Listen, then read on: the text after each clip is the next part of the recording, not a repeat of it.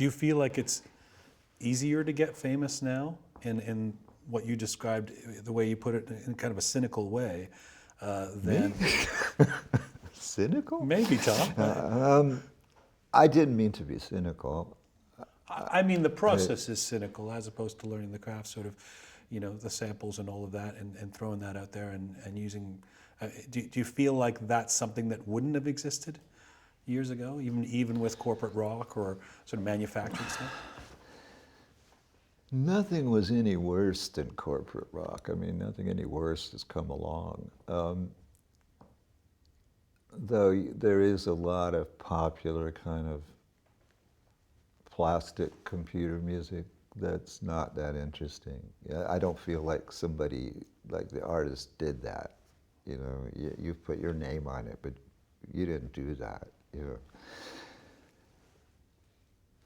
But nevertheless, that's how a record's made isn't important to the audience.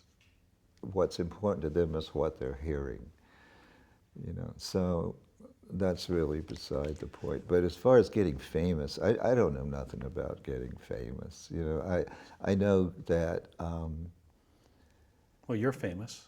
Am I? Aren't you? Yeah. Well, a lot of people get famous now very quickly, and then they seem to have a turnover where they're not famous for that long, but someone else steps in to fill the slot. They're sort of disposably famous, I suppose.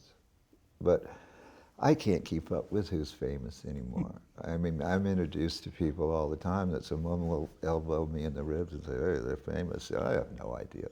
But I know in my time, in my generation, if they'd have tried to offer my generation music by someone that had won a game show, it would have been hysterical. You would have been laughed out of the room.